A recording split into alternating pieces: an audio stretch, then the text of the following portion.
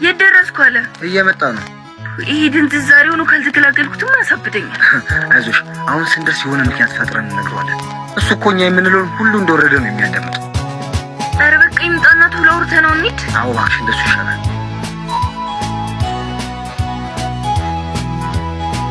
እንዴ ቢኑ እዚህ ነህ እንዴ?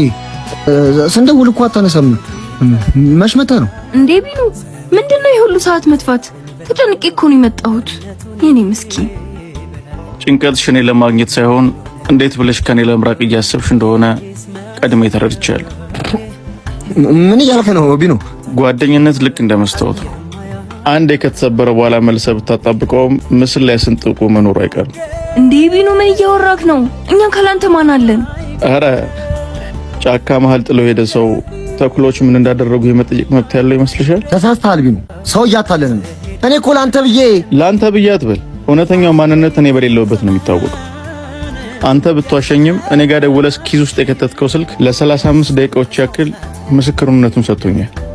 መላው ሰፈራችንን እየዞራችሁ ስለኔ ስታወሩ የነበረውን ነገር በቀጥታ ስርጭት እንደተረካ ሰምቻለሁ። ቢኑ ይቅርታ፣ እኔ እንደዛ መናገር ፈልጌ ሳይሆን ባሚ ፍቅር መስዋዕትነት እንጂ ድራማ አይደለም። በአንድ እጅሽ አቅፈሽ በሌላኛው እጅሽ ለሰው ሰጠሽ። የትኛው ማንነትሽ ነው እውነተኛ? ያቀፈኝ ወይስ የሸጠኝ? የውሸት ሰላምታ ከትክክለኛ ጦርነት በላይ ይጎዳል። ቢኑ ጓደኛሞች እኮ ነው። ጓደኛ ማቾች ነበር። ምንም ነገር ደግሞ መቆም ያለበት ቦታ ይቆማል። ስናወራ የሰማህን ነገር እንደዚህ የሚያስከፋ አልመሰለኝም ነበር። ከተሳሳትናቸው ስህተቶች በላይ ልክ ነን ብለን የሄድነው መንገድ ብዙ ዋጋ ያስከፍለናል። ከዚህ በኋላ ለኔ ውሸታችሁን የምታወሩበት መስመር ተዘግቷል። ፍቅራችንስ? ስናስባቸው የነበሩት ነገሮችስ? ጨከንክ በቃ። መጨከን የማይችል ልብ አንድ እንቅፋት 100 ጊዜ ይመታዋል።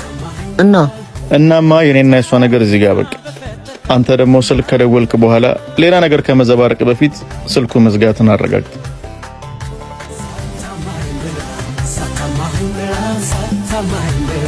ሳታማኝ